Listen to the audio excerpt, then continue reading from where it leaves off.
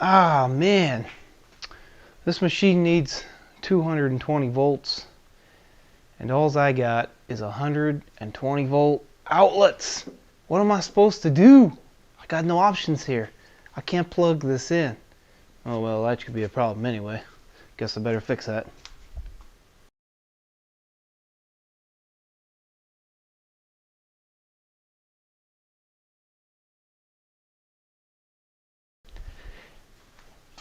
What's up everybody? My name's Russ with rwgresearch.com and I've got a very strange problem.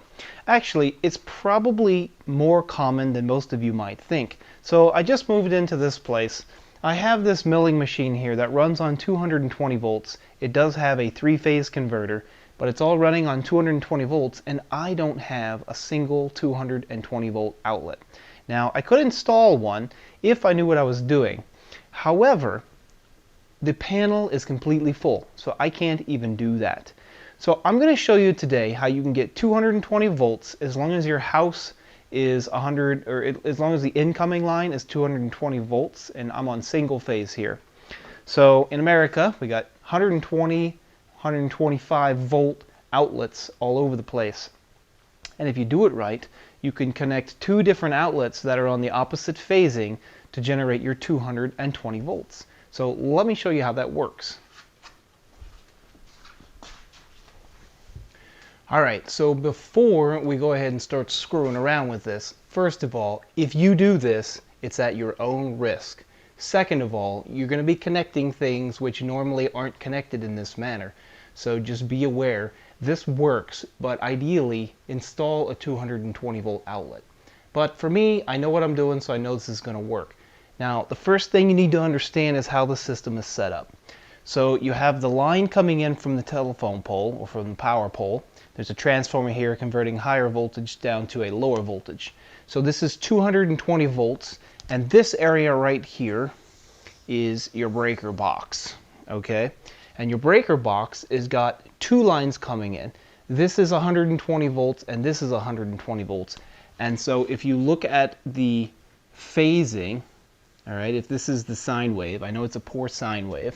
All right, if you have another one, it would look like this. So the zero line is here, like that. So this is your maximum voltage and your maximum negative and your maximum positive.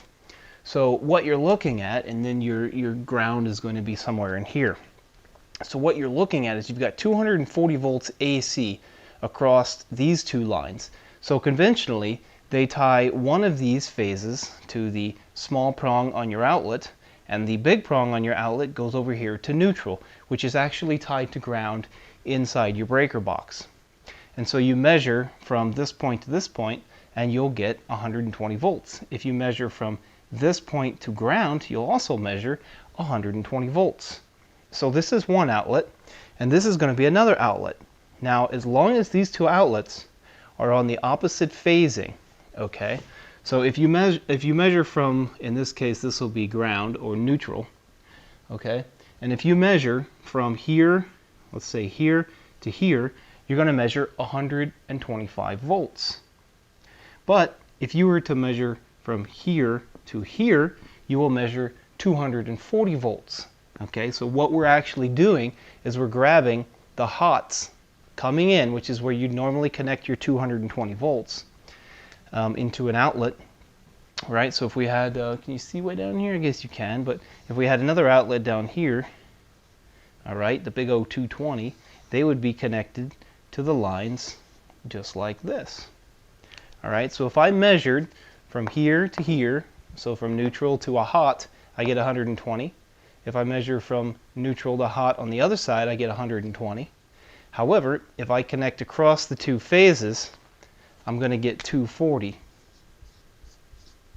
All right, and that's due to this out of phasing.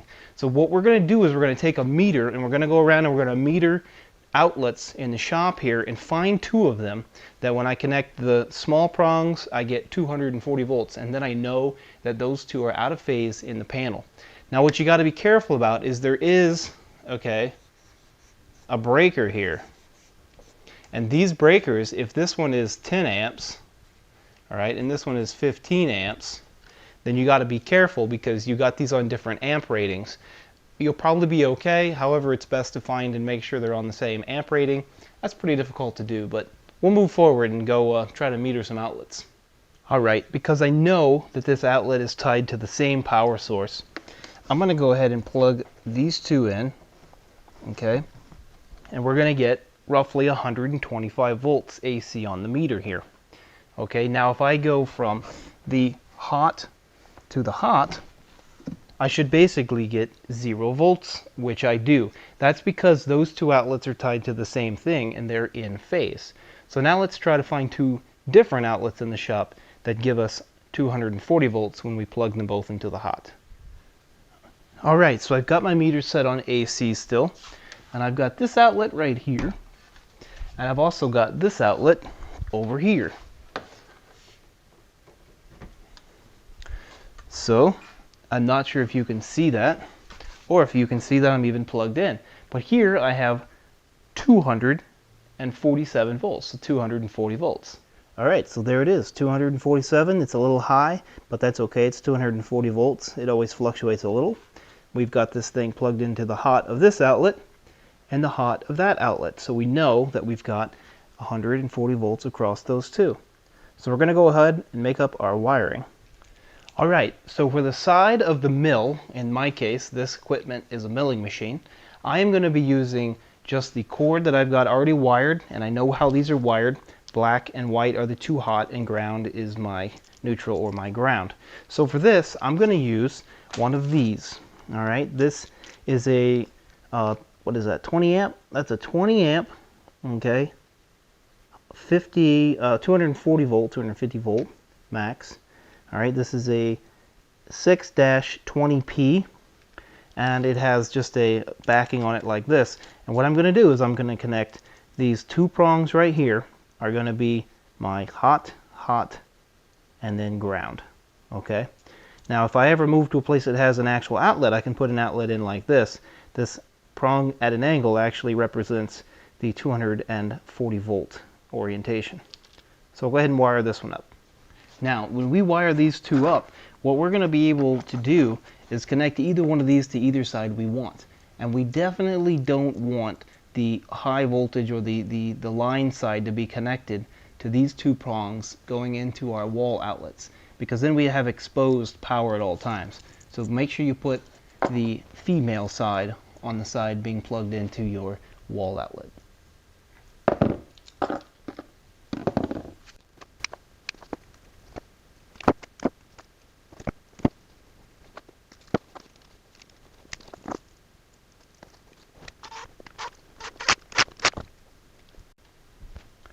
Alright, so there we've got these wired up. Now I know what the color code is of this wire. You might also have a red wire instead of the white wire, but in my case I have a black, a white, and a green. So in my case I know the green is ground, and I know the white and the black are my hots. It really doesn't matter which one you connect these to because they're across the phasing of the hots. Let's go ahead and close this up, and then we'll do the other one.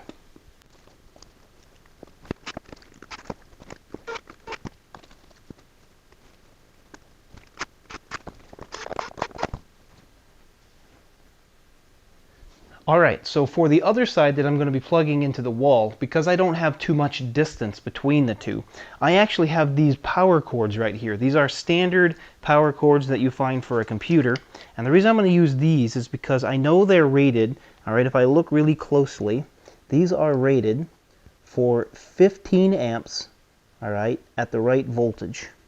Alright, 125 volts, because from here into our main plug we got 125 volts on each line. So we're actually going to be using these so that I have factory ends. Then I'm going to cut off these plugs and use a very similar style plug for the other side. Alright, this is the male. Sorry, this is the male. This is the female. Do you see why they're called male and female? Yeah, some people never could figure that out. So these guys meet together. And this is going to be how I'm going to be connecting this, so everything's tucked inside of here. Originally I was going to put everything in a box and then actually connect a standard plug for a computer, and I can just plug these two things in and then plug the other side of the cord in, and that would be kind of something I could do. But instead, I found these, so I'm going to use them. Let's wire these up.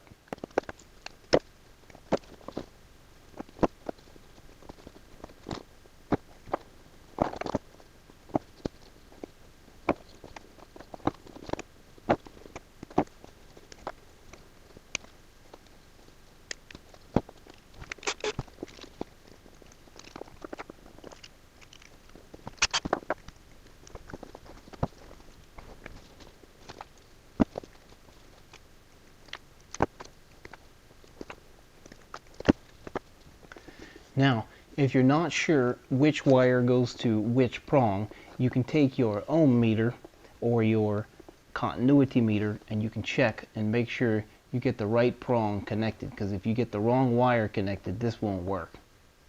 So we've got the meter on continuity, and I'm just going to go ahead and pick the big prong, which I know is this side, and I'm going to check these wires.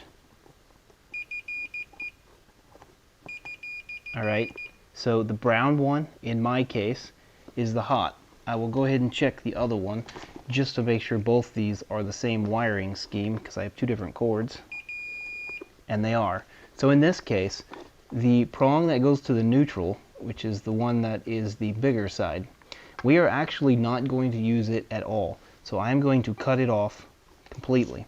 We're only going to be using the ground. So the two hots go to the two hots, and we'll tie both the grounds to the ground, just so they're tied together.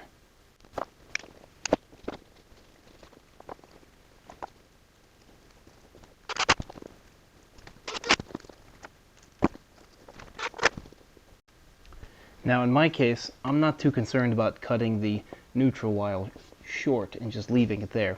However, you could put some electrical tape around there if you're concerned. So there's the prongs, and there's the plug. We have a hot, and we have our two grounds on the ground. So we'll go ahead and get this closed up. This is a tight fit. Get this closed up, and we'll check it before we plug anything into it.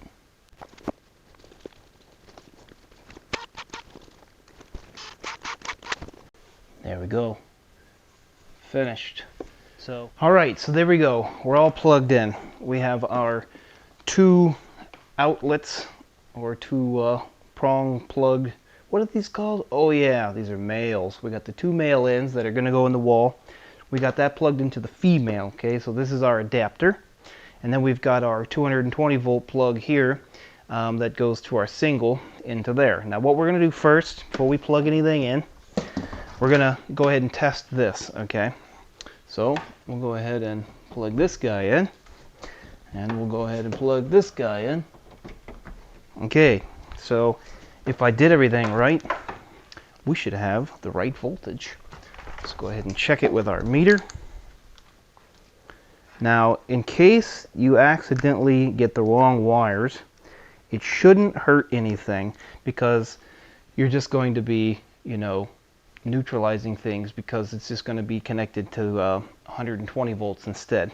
So, I don't know if you can see that, 240 volts. So we're good.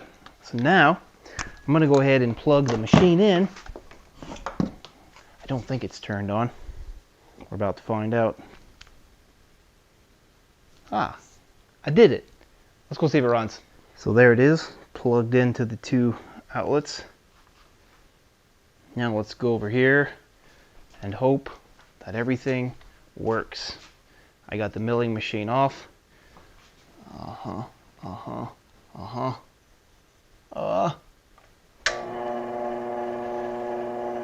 well, I don't know what that means. Let's find out. Alright, so I forgot. It's been a while since I plugged this in and used it. There's a button on the back, and that starts up this right here. This is actually a motor that is connected to the right stuff, and this generates our third phase. So let's turn this on, hit this button,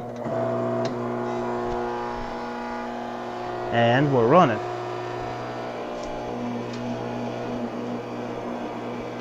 Alright, this thing makes a lot of racket. Let's see if it works. Cool. That's really exciting. This thing's pretty cool. It's got a really cool gearbox on it. You just turn this and it slows it down or speeds it up.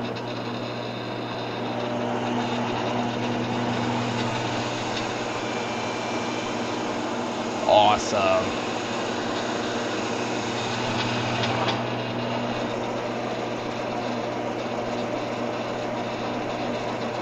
Cool. I can finally use this thing. Sure does make a lot of racket though, doesn't it? The whole thing kind of vibrates like crazy with that 3-phase converter on there.